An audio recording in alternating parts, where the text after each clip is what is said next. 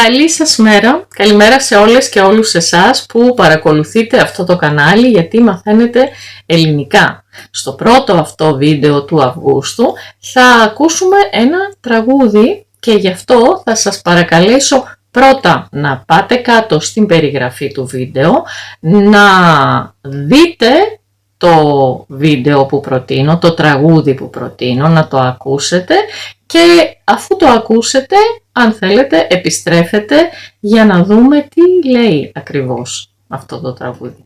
Όπως είδατε και στην περιγραφή, είναι ένα παλιό τραγούδι του 1968. Παλιό, πλην όμως δυστυχώς πάντα επίκαιρο. Είναι ένα διαχρονικό τραγούδι. Μιλάει για το πώς αντιμετωπίζουμε εμείς οι καθημερινοί άνθρωποι την πραγματικότητα όταν έχει σχέση με τα προβλήματα που δεν είναι δικά μας, τα προβλήματα άλλων ανθρώπων. Και το τραγούδι, μέσα στο τραγούδι, περιγράφονται διάφορα προβλήματα με τη μορφή εικόνων. Μας παρουσιάζει διάφορες εικόνες η στιχουργός η Σώτια Τσότου και το τραγουδάει ο Κώστας Χατζής. Πάμε να δούμε έναν τους στίχους, να δούμε τι λέει, τι είναι όλα αυτά. Εικόνα πρώτη. Κάποιο παράθυρο έχει φως. Αυτό είναι κατανοητό. Κάπου σε κάποιο σπίτι κάποιος είναι μέσα. Γιατί έχει φως όμως? Κάποιον τον καίει ο πυρετός. Κάποιος έχει υψηλό πυρετό. Όταν έχω πολύ ψηλό πυρετό, λέω ότι ο πυρετός με καίει ή καίγομαι στον πυρετό. Τον καίει ο πυρετός και δεν πρόκειται για κάτι απλό, αλλά είναι κάτι πολύ σοβαρό γιατί όπως μαθαίνουμε στον επόμενο στίχο, μας φεύγει βήμα-βήμα. Μας φεύγει από τη ζωή. Είναι κάποιος που είναι πολύ άρρωστος. Γι' αυτό και το παράθυρο που παραπέμπει σε νύχτα, έχει φως. Κάποιος ξενυχτάει δίπλα σε κάποιον που πεθαίνει. Εικόνα δεύτερη. Κάποιο καράβι στα ανοιχτά, κάποιο καράβι μέσα στη θάλασσα, αλλά όχι κοντά στη στεριά, στα ανοιχτά, στα βαθιά, μέσα στη θάλασσα. Με 1000 βάσανα βαστά, να μην το πιει το κύμα. Βαστάω σημαίνει κρατάω. Βαστάω ένα ποτήρι. Κρατάω ένα ποτήρι. Όμως βαστάω σημαίνει και αντέχω. Αντέχει το καράβι, δηλαδή κρατάει, προσπαθεί να μην το πιει το κύμα. Να μην βυθιστεί. Το πιει φυσικά, το κύμα δεν πίνει κανέναν, αλλά μεταφορικά μπορεί κανείς να πει ότι το κύμα ήπιε το καράβι, το κύμα έφαγε το καράβι βυθίστηκε. Αυτό το καράβι όμως είναι μέσα σε μία κατάσταση προβληματική, είναι μέσα σε μία φουρτούνα. Έχει έναν πολύ δύσκολο καιρό και το καράβι με 1000 βάσανα, με πολλές προσπάθειες, κρατάει, προσπαθεί να αντέξει για να μην το πιει το κύμα, να μην βυθιστεί. Και αφού έχουμε αυτές τις δύο πρώτες σκηνές προβλημάτων, βγαίνει από τις εικόνες η στιχουργός και παρουσιάζει τη δική μας στάση απέναντι σε αυτά τα προβλήματα. Όσο λοιπόν ο ένας πεθαίνει και οι άλλοι προσπαθούν να σώσουν το καράβι, να μην βυθιστούν, εμείς τι κάνουμε? Εμείς οι τρεις στον καφενέ, στο καφενείο, στο καφέ, τσιγάρο, πρέφα και καφέ.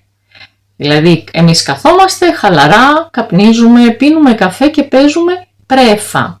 Πρέφα είναι ένα παιχνίδι που παίζεται με την τράπουλα, με χαρτιά. Δεν ξέρω να σας πω ακριβώς τους κανόνες. Ξέρω όμως ότι ήταν την εποχή εκείνη και παλιότερα ένα πολύ αγαπητό παιχνίδι, μια πολύ αγαπητή ασχολία.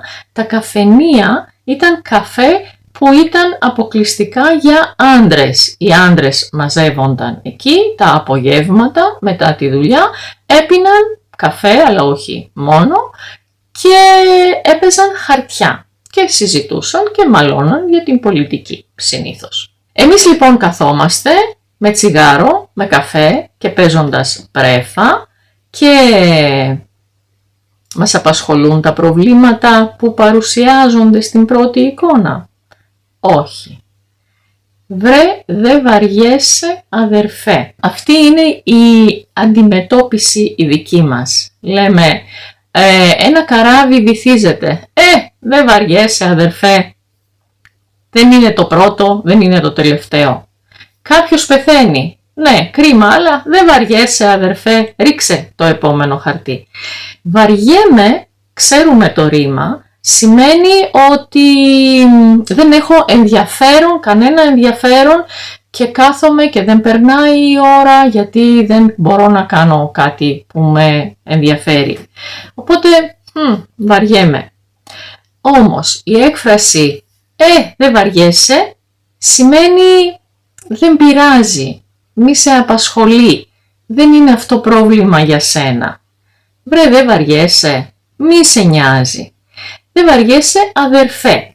Δεν μιλάει φυσικά στον αδερφό, κυριολεκτικά στον αδερφό, αλλά είναι ένας τρόπος να απευθυνθούμε, να μιλήσουμε σε κάποιον που είτε τον ξέρουμε είτε και δεν το ξέρουμε.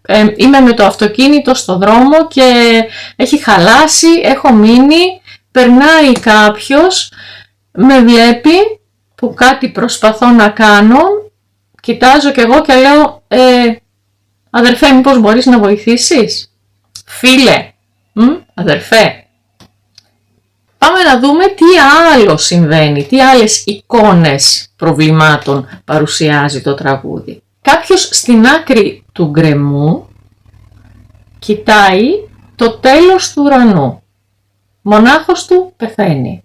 Πάλι κάποιος που πεθαίνει, ο οποίος βρίσκεται στην άκρη του γκρεμού. Ίσως κυριολεκτικά του γκρεμού, ο γκρεμός είναι εκεί που η γη απότομα αλλάζει επίπεδο, οπότε αν πέσουμε από τον γκρεμό θα σκοτωθούμε, λογικά.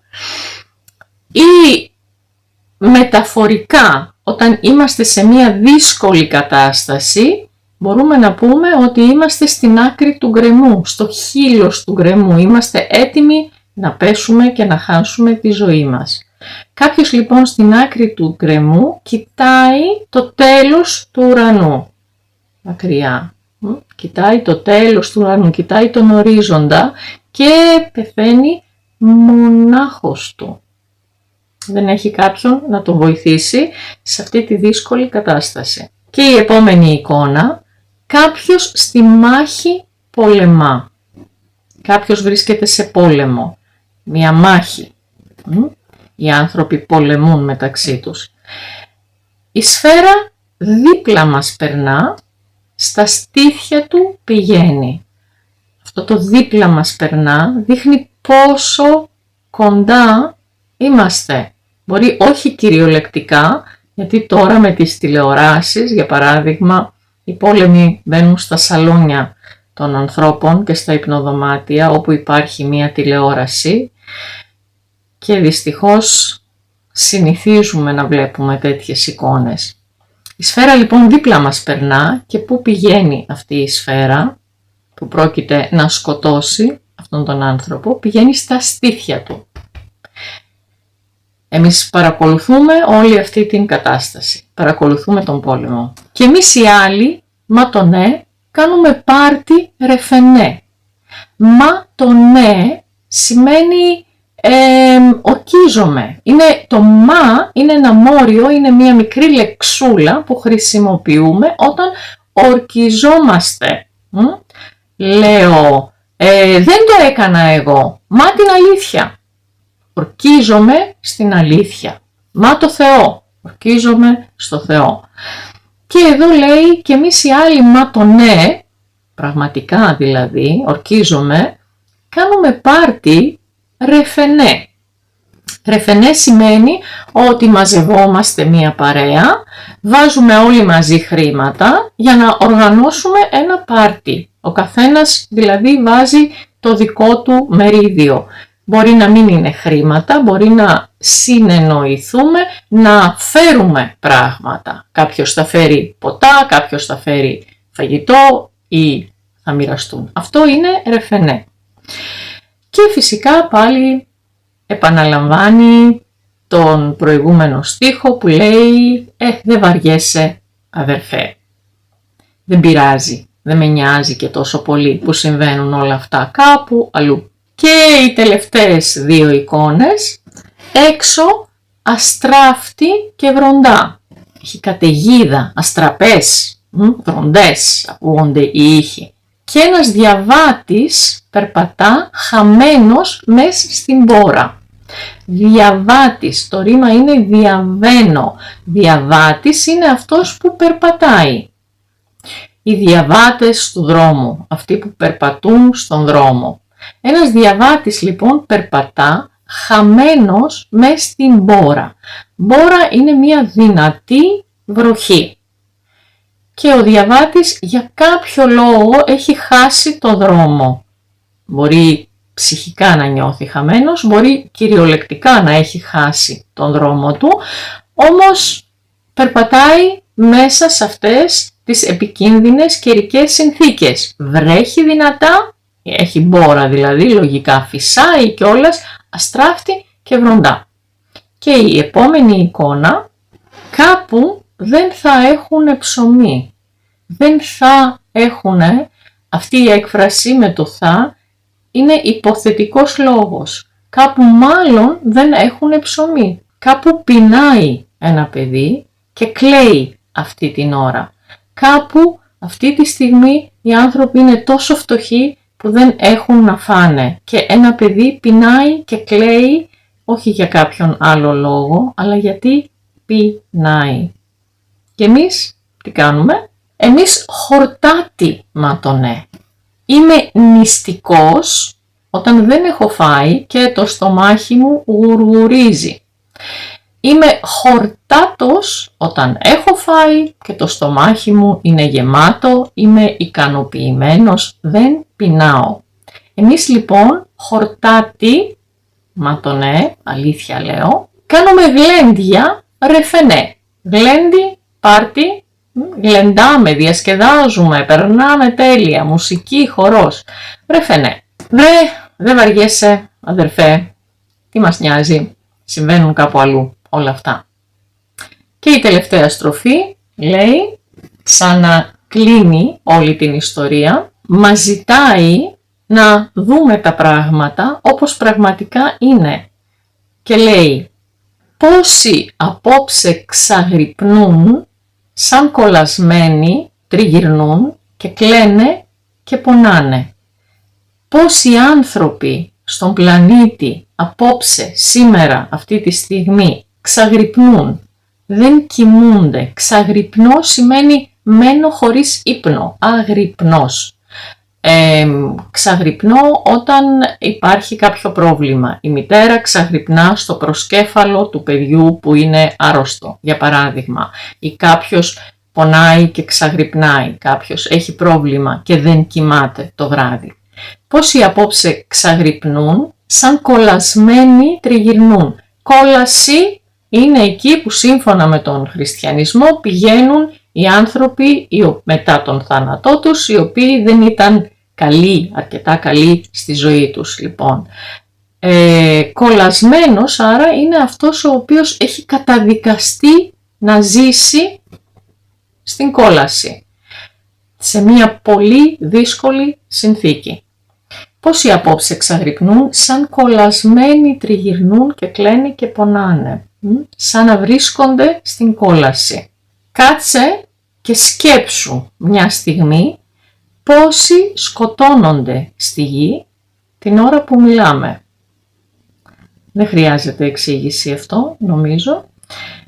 Κάτσε και σκέψου, το κάτσε δεν είναι κυριολεκτικό, αλλά είναι μια έκφραση. Πολλές φορές όταν θέλουμε να τραβήξουμε την προσοχή του άλλου, να του πούμε να κάνει κάτι, Μπορεί στην αρχή να πούμε κάτσε και σκέψου, κάτσε και θυμήσου, κάτσε και πες μου, κάτσε και πιες κάτι.